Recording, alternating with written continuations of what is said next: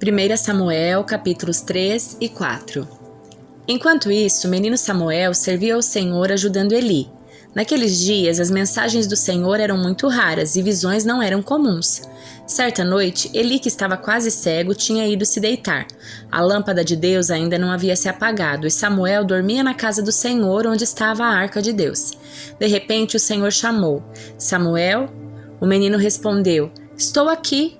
Ele se levantou e correu até onde estava Eli. Estou aqui, o Senhor me chamou? Não o chamei, respondeu Eli. Volte para a cama. E Samuel voltou a se deitar. Então o Senhor o chamou novamente. Samuel? Mais uma vez Samuel se levantou e foi até Eli. Estou aqui, o Senhor me chamou? Mas ele respondeu: Meu filho, não o chamei, volte para a cama. Samuel ainda não conhecia o Senhor, porque nunca havia recebido uma mensagem dele. O Senhor o chamou pela terceira vez e novamente Samuel se levantou e foi até Eli. Estou aqui, o Senhor me chamou?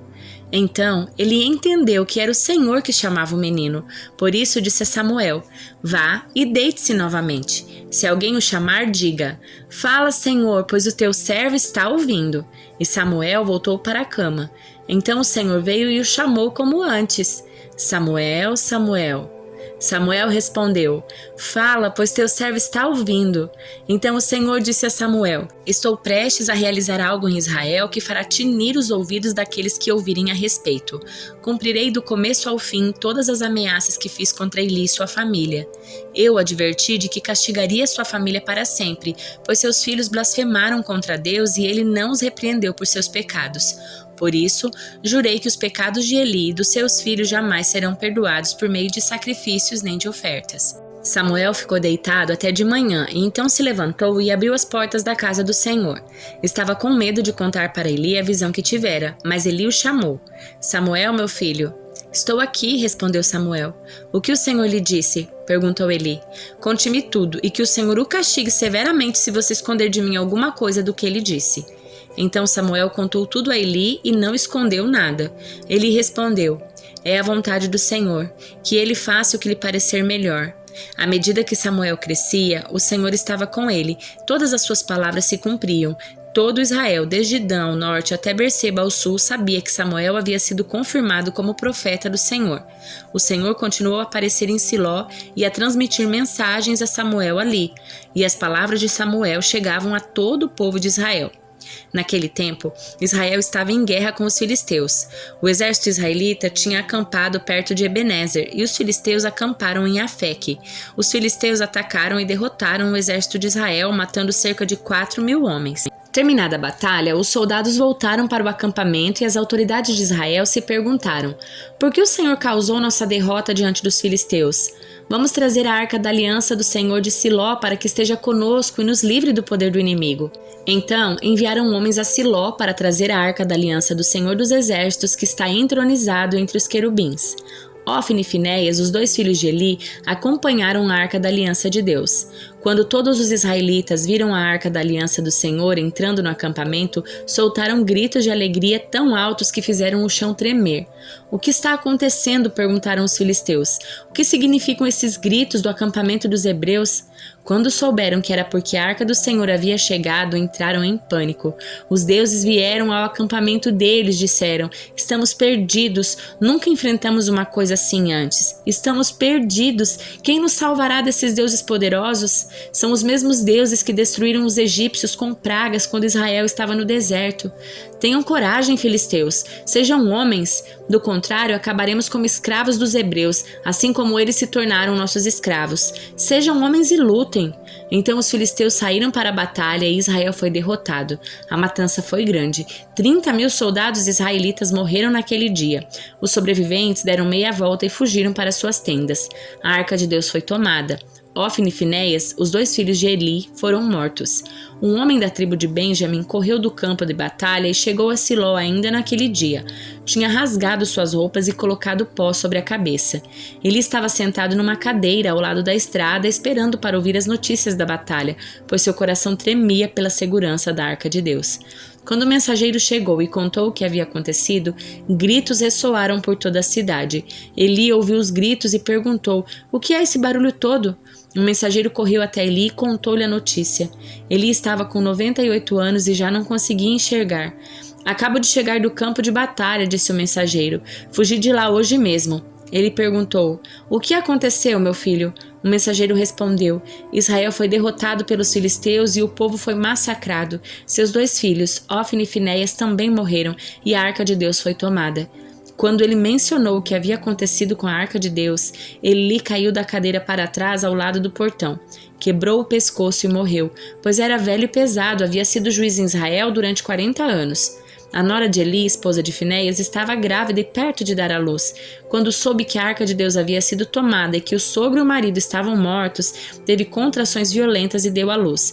Ela morreu no parto, mas antes de falecer, as parteiras tentaram animá-la. Não tenha medo, disseram. Você teve um menino. Mas ela não respondeu nem se importou.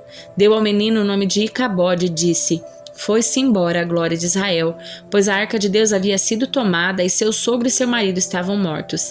Disse ainda: Foi-se embora a glória de Israel, pois a arca de Deus foi tomada. Salmo de número 61. Ó Deus, ouve o meu clamor, escuta minha oração. Dos confins da terra clamo a ti com meu coração sobrecarregado. Leva-me à rocha alta e segura, pois és meu refúgio e minha fortaleza, onde os meus inimigos não me alcançarão. Permite-me viver para sempre em teu santuário, seguro sob o abrigo das tuas asas. Pois ouvistes meus votos, ó Deus, e me deste a bênção reservada para os que temem teu nome. Acrescenta muitos anos à vida do rei, que ele viva por muitas gerações, que ele reine na presença de Deus para sempre, e que o teu amor e a tua fidelidade o guardem. Então cantarei para sempre louvores ao teu nome, enquanto cumpro meus votos a cada dia. Carta aos Romanos, capítulo 4. Do ponto de vista humano, Abraão foi o fundador de nossa nação. O que descobriu ele? Se suas obras o tivessem tornado justo, ele teria motivo para se vangloriar, mas não perante Deus. Pois as Escrituras dizem: Abraão creu em Deus e assim foi considerado justo. O salário daquele que trabalha não é um presente, mas um direito.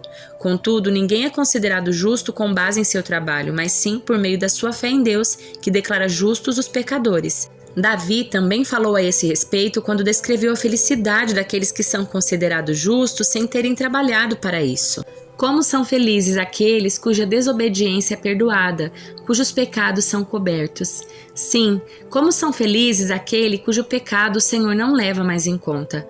Por acaso essa bênção é apenas para os judeus ou se estende também aos gentios e circuncisos? Já dissemos que Deus considerou Abraão justo por meio da fé. Mas como isto aconteceu? Ele foi considerado justo somente depois de ter sido circuncidado ou antes disso? Está claro que foi antes dele ser circuncidado. A circuncisão era um sinal de que Abraão já possuía a fé e de que Deus já o havia declarado justo, mesmo antes dele ser circuncidado. Portanto, Abraão é o pai daqueles que têm fé, mas não foram circuncidados. Eles são considerados justos por causa da sua fé.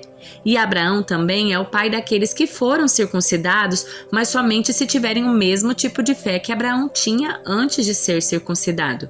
A promessa de que Abraão e seus descendentes herdariam toda a terra não se baseou em sua obediência à lei de Deus, mas sim no fato de ele ter sido considerado justo quando teve fé. Portanto, se a herança prometida é apenas para aqueles que obedecem à lei, a fé é desnecessária e a promessa anulada, pois a lei traz ira sobre aqueles que tentam obedecer a ela.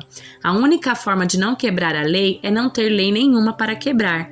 É por isso que a promessa vem pela fé, para que ela seja segundo a graça e assim alcance toda a descendência de Abraão, não somente os que vivem sob a lei, mas todos os que têm fé como a teve Abraão.